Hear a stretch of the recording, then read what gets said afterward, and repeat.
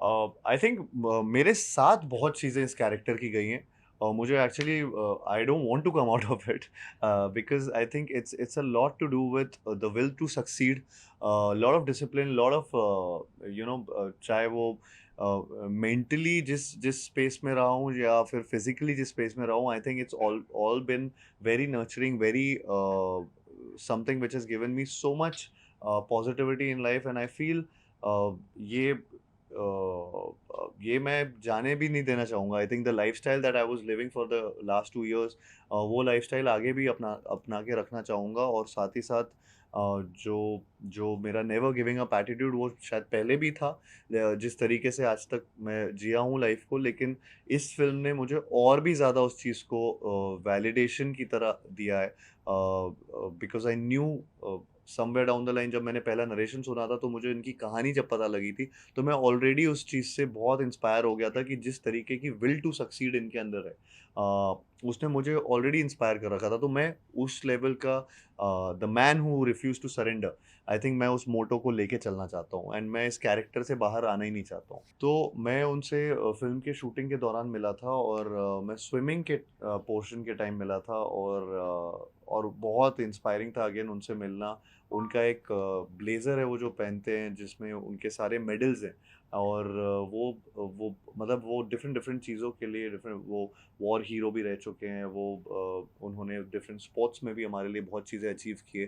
तो वो देख के ही मैं बहुत अगेन बहुत ज़्यादा इंस्पायर्ड था। उनकी कहानी में एक्चुअली में इतनी सारी चीज़ें हैं कि वो एक फ़िल्म में लाना बड़ा मुश्किल भी था फॉर कबीर सर, एंड अगर वो सारी चीज़ें लाते तो मुझे भी वो सारी चीज़ें और भी सीखनी पड़ती। तो थैंकफुली अभी 3 या 4 स्पॉट हैं जो मुझे सीखने पड़े। बट उनसे मीटिंग करके मुझे वो देख के मैं बहुत इंस्पायर हुआ, प्लस उन्होंने जब स्विमिंग देखी तो उन्होंने मुझे अगेन जिस तरीके से इंस्पायर करने के लिए कहा या कैसे, लेकिन उनको लगा कि मेरी स्विमिंग उनकी तरह थी, and I was so happy with just that one compliment that he gave me. And I felt कि 2 साल की पूरी मेहनत ये मेरी रंग ला गई, क्योंकि जिनके लिए जिनकी ऊपर ये आधारित है उनको ये ऐसा लगा। देखिए मेरी जो भी मेरी जितनी भी फ़िल्में मैं करता हूँ उसमें मैं हमेशा और जब से मेरे पास फ़िल्मों के ऑप्शंस आने चालू हुए, मेरा बेसिक इंटेंट यही रहता है कि फ़िल्म की राइटिंग करेक्ट रहे, और वो सबसे पहला पिलर होता है फ़िल्म के लिए, जिसके ऊपर सब कुछ बेस्ड होता है, एंड इसलिए मेरे लिए तो वो बहुत ही बड़ी इम्पोर्टेंट चीज़ होती है, एक राइटर और उनका जो सुर है फ़िल्म का। अब उनका जो इनफैक्ट चाहे वो क्रेडिट हो, चाहे वो उनके बारे में बातें हों, मैं हमेशा कभी we don't shy away from that, and we want them to always get that, और ऐसे बोलने में भी थोड़ा अजीब लगता है ये चीज़, क्योंकि वो सबसे मेन एक एक किसी भी बेबी को नर्चर करने वाले इंसान होते हैं, जिसने वो बनाया होता है, जिस तो आई थिंक यहाँ पे भी जिस तरीके से सुमित ने, कबीर सर ने, सबने मिलके इस चीज़ को बनाया है, वो बहुत ही ज़्यादा ब्यूटीफुल तरीके से किया है, and I think the credit should be given where it's due. अभी मतलब मैं इससे पहले फ्रेडी भी कर चुका हूँ, धमाका भी किया है, और माय लास्ट रिलीज वो सत्यप्रेम की का था, एंड नाउ दिस। सो पता नहीं मैं कॉन्शियसली कर रहा हूँ या स्ट्रैटेजिक है, but I think my gut instinct जो मुझे आता है वो मैं उसको फॉलो कर रहा हूँ। शायद वो यही चाह रही है कि मैं अलग अलग करता रहूँ चीज़ें, लेकिन वो अपने आप हो रहा है। मेरे पास जो फिल्में आ रही हैं, मैं उनमें से बस जब सुनता हूँ तब डिसाइड करता हूँ, इर्रिस्पेक्टिव ऑफ द जॉनर, कि नहीं यार ये मेरे स्ट्रैटेजी में नहीं बैठ रहा है, ऐसा नहीं सोचता हूँ। मैं ऐसे सोचता हूँ कि ये अच्छी फ़िल्म है, या मैं थिएटर जाके ये फ़िल्म देखना चाहता हूँ कि नहीं, और मुझे मुझे मज़ा आएगा कि नहीं। तो आई आई थिंक वो डिसीज़न्स पे ज़्यादा बेस्ड है, और वो ऑटोमैटिकली जब वो होता है तो अपने आप एक स्टीरियोटाइप ब्रेक होता रहता है। So I think I am going with the flow. अब कल को 3 फ़िल्में बैक टू बैक अगर मुझे रोमांटिक भी मिले तो मैं वो भी करूँगा। मैं अच्छी स्क्रिप्ट नहीं जाने दूँगा। आई थिंक ये स्टोरी जो जिस तरीके की ये कहानी है, उसने मुझे पहले ही वन लाइन में ही मैं मतलब बहुत इंस्पायर हो गया था, और मैं बहुत इंट्रिग हो गया था कि ये फ़िल्म अ, एक तरीके से ये सैड रियलिटी है, जिसमें मैं शॉक तो था, लेकिन मैं सैड भी हुआ था ये सोच के कि ऐसे कैसे हो सकता है कि ऐसी कहानी, इतनी बड़ी कहानी सेलिब्रेट नहीं हुई आज तक। तो वो चीज़ ने मुझे बहुत एक आई थिंक इंस्पायर किया और मुझे 100% मतलब श्योरिटी दी कि ये फ़िल्म तो इसकी कहानी तो सब तक पहुँचनी चाहिए। And I think that was one main reason जिसकी वज़ह से ये फ़िल्म में पहला मेरे दिमाग में यस आया। आई थिंक मैं पूरी कास्ट का ही बोलूँगा, धन्यवाद बोलूँगा पूरी कास्ट को कि जिस तरीके से और उसमें भी जिस तरीके से कबीर सर सबको हम सबको कास्ट किया इस फ़िल्म में, वो बहुत ही यूनिक था। मैं बहुत मैक्सिमम लोगों के साथ फर्स्ट टाइम ही काम कर रहा था। एंड जिस तरीके की कास्टिंग है, जब आप फ़िल्म देखेंगे तो आपको वो उनकी यूनिकनेस समझ आएगी, क्योंकि वो बहुत ही एक अलग सा एक फैमिली रिलेशनशिप है, एक कोच और स्टूडेंट का एक रिलेशनशिप है। यहाँ पे इस फ़िल्म में बहुत ऐसे डायमेंशंस हैं और वो बहुत ब्यूटीफुली अगेन रिटन है। सो आई फ़ील कि ये मैं थैंकफुल हूँ पूरे पूरे कास्ट का हमारी, जिन्होंने एक्चुअली जिनके काम की वज़ह से शायद मेरा काम भी और अच्छा दिखता है। एंड हमारे यहाँ पे बहुत सारे ऐसे सीन्स थे जिसमें डायलेक्ट, क्योंकि पूरी पिक्चर हिंदी में, लेकिन क्योंकि मराठी थोड़ा-सा होना था तो उसमें बहुत डायलेक्ट का यूज़ हुआ है कि कहीं-कहीं वर्ड्स की नहीं की जगह नहीं बोल दिया, चैंपियन की जगह चैंपियन बोल रहा है, चैंपियन हूँ मैं की जगह है मैं। सो वो सारी चीज़ों में बहुत वर्क किया है, तो उस तरीके से डायलॉग को लिखा गया था और उसका सुर बनाया गया था। एंड तो वो सब चीज़ें मुझे बहुत हेल्प भी किए हैं to build a distinct character from what I have done before in any film. I think बहुत ही अच्छा कॉम्पोजिशन किया है और ये पूरी एल्बम बहुत ही ज़्यादा अच्छी बनाई हुई है, जिसमें मेरा अभी-अभी रिसेंटली इनफैक्ट एक गाना लॉन्च हुआ जो सरफिरा गाना है, वो मुझे बहुत ज़्यादा पसंद है उसकी मेलोडी। एंड इनफैक्ट वो फ़िल्म में जिस तरीके से, इसमें तो बॉडी ट्रांसफॉर्मेशन ज़्यादा दिखाया था सरफिरा में, लेकिन जिस तरीके से वो फ़िल्म में जब आता है वो बहुत इंस्पायर करेगा लोगों को और वो बहुत मतलब गूज़बम्प मोमेंट है जब वो गाना आता है फ़िल्म में। मुझे लगता है कि उसके अलावा चैंपियन जो सॉन्ग है, जो कि तू है चैंपियन, वो तो एंथम बन चुका है और वो आई थिंक बहुत ऐसे रेयरली आपकी फ़िल्म में ऐसे गाने आते हैं जो किसी भी सिचुएशन में कहीं न कहीं आजकल, चाहे वो आप कोई ऐप खोलो, चाहे कहीं पे भी जाओ, आपको तू है चैंपियन कहीं न कहीं दिख जाता है किसी के उस पे फ़ीड पे या किसी भी जगह पे। तो वो ऐसा-सा गाना उन्होंने एंथम बना दिया है प्रीतम दा ने, जो बहुत ही आई थिंक हमारे फ़िल्म के लिए भी एक इम्पोर्टेंट म्यूज़िक सॉन्ग रहा है। प्लस उसके अलावा आई थिंक सत्यानाश ने तो ऑलरेडी बहुत सारे सत्यानाश रील बन चुके हैं उसमें उसमें बहुत चीज़ें हो चुकी तो उसका तो मैं क्या ही बोलूँगा, बट दे आर ऑल, मैं जैसे-जैसे ये नाम भी लेता जा रहा हूँ गानों के, वो सारे के सारे एक दूसरे से इतने अलग हैं, इतना अच्छा उनका कॉम्बिनेशन है। सो आई थिंक वो बहुत अच्छे से प्रीतम दा की वही क्वालिटी की एक एल्बम में वो डिस्टिंक्ट गाने बनाते हैं और अभी तो सारे रिलीज़ भी नहीं किए एक्चुअली। सो वो बहुत ही अलग-अलग गाने हैं पूरी फ़िल्म में और आपको वो दिखेगा बस 2 दिन बाद। मुझे एक्चुअली ये नहीं लगता, मुझे लगता है सर बायोपिक की बात नहीं है और वो जॉनर की बात नहीं है, वो फ़िल्मों की बात होती है कि फ़िल्म चलती है या नहीं चलती है। वो ये नहीं होता कि ये जॉनर नहीं चलता। यही जॉनर में मैं 4 एग्ज़ाम्पल दे दूँगा जो बहुत चलते हैं। एक नहीं चला होगा रिसेंटली तो उससे फिर दूसरे पे ज़रूरी नहीं है कि लोग वो देखना नहीं चाहते। अच्छे से बनाएँगे तो आई आई फ़ील कि लोग जाएँगे। मैं भी वैसे ही देखता हूँ उन चीज़ों को कि सडनली अगर रोमांटिक फ़िल्म एक नहीं चलेगी तो इसका ये मतलब नहीं कि बाकी रोमांटिक फ़िल्म ना चले। वो जॉनर का नहीं होता, कहने का मतलब है वो आई थिंक मीनिंग वो है कि फ़िल्में चलती हैं या नहीं चलती हैं। तो आई फ़ील कि इसमें और ये सिर्फ़ ये स्पोर्ट्स बायोपिक पहली बात तो नहीं है। ये एक्चुअली में एक जर्नी है किसी इंसान की, जिन्होंने आप एक स्पोर्ट्स बायोपिक जब भी देखते हो तो एक स्पोर्ट देख रहे होते हो और उसी में सब कुछ होता है, उसकी हार, उसकी जीत उस इंसान की। इस फ़िल्म में एक्चुअली इसकी यूनिकनेस ही ये है कि ये स्पोर्ट्स इसका एक बैकड्रॉप है। इसमें he is a war hero, he is someone जिनकी लाइफ़ में बहुत चीज़ें हुई हैं जिसमें स्पोर्ट्स भी एक पार्ट है। और उन्होंने स्पोर्ट्स में भी बहुत चीज़ें अचीव की। उन्होंने अपने सोल्जर वाले जब उनका एक एज ग्रुप था जिसमें वो सोल्जर थे, उसमें भी उन्होंने बहुत चीज़ें अचीव की हैं। उसके अलावा उनके लाइफ़ में क्या-क्या हुआ।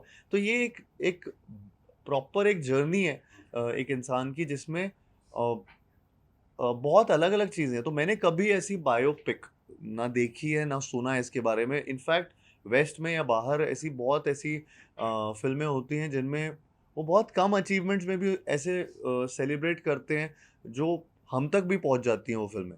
लेकिन हमारे यहाँ इतनी ऐसी एक्चुअली में कहानियाँ हैं जिनके जो अनसंग हीरो हैं, जिनमें से मुरलीकांत पेटकर जी एक अनसंग हीरो हैं, जिनकी कहानी एक्चुअली इंडिया का नाम बाहर तक रोशन किया है।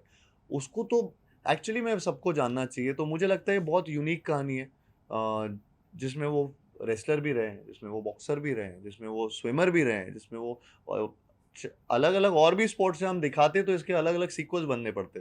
तो वो इतना नहीं दिखा सकते, तो वो सब बेस्ट पोर्शन मिला के जो कबीर सर और मुरली सर को लगा कि ये करेक्ट है, आई थिंक वैसे करके ये फिल्म बनाई। तो ये यूनिक मुझे लगा, बहुत अलग किस्म का एक चाहे आप बायोपिक बोलें, चाहे आप उसको एक human story, it's a story.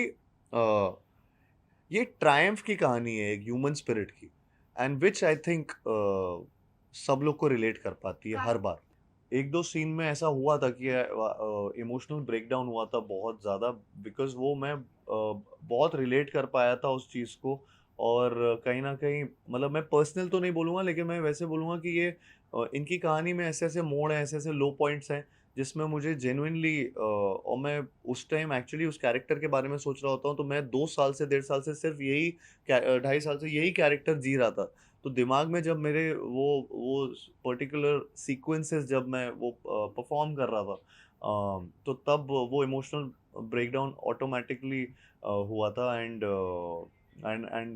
I think specially जो एक वो एक जो ट्रेलर के एंड पे आप मैं हर उस चंदू के लिए लड़ना चाहता हूँ जो चैंपियन बन सकता है, वो जो लाइन जब वो पूरा एक वो काइंड ऑफ एक सीन है, उसमें ये हुआ था। तो मेरे लिए फर्स्ट टाइम था कि मैं किसी रियल इंसान पे एक फ़िल्म कर रहा था। मुझे नहीं पता था कि ये इसका अप्रोच कैसे किया जाता था या क्या करते हैं लोग। और यहाँ पे मेरे पास एक चीज़ और डिफ़िकल्ट चीज़ थी कि कोई रेफ़रेंस पॉइंट नहीं था। तो उनके बारे में जब भी कुछ सर्च करो तो इतनी ज़्यादा इमेजेस या इतना कोई वीडियो जिसको मैं फ़ॉलो कर पाऊँ कि यंग मुरली अगर मैं प्ले कर रहा हूँ, तो मेरे पास कुछ ऐसा रेफ़रेंस पॉइंट नहीं था। तो कबीर सर ने मेरे लिए वो चीज़ बहुत वो बहुत बड़ा डिसीजन था जो लिया गया था कि मुरली सर से मैं फ़िल्म से पहले नहीं मिलूँगा, बिकॉज़ वो टाइम स्पेंड उनके साथ कर रहे थे, और वो उनके साथ जो टाइम स्पेंड करके उन्होंने अपने नोट्स बनाए, वो नोट्स से हमारा पूरा डिस्कशन हुआ, एक कैरेक्टर बिल्डिंग सेशंस होते थे, एंड देन वो कैरेक्टर बिल्ड उन पॉइंटर्स पे किए, एंड उसके अराउंड फिर वो एक कैरेक्टर बनाया गया जैसा उनकी बातों से निकल के आ रहा था। और वो बहुत मुश्किल काम भी होता है, क्योंकि यू नो वो अ, वो अभी जिस एज में है, उस उससे वो बचपन की बातों से लेकर यंगर डेज की सारी बातें याद करते थे। आई थिंक कबीर सर उनका एक फॉर्मेट है जिस तरीके से वो बायोपिक्स करते हैं। तो वो उन्होंने बहुत ऐसे उनसे नोट्स किए, which took a lot of time also I think. And and मेरा मेन डिफिकल्ट जो चीज़ थी वो थी कि to deconstruct my image, because मेरा इमेज एक्चुअली दिमाग में सबके शायद एक एक तरीके से बैठा हुआ है। सब मुझे जानते हैं, एक particular audience, set of audience मुझे एक तरीके से देखना भी पसंद करते हैं।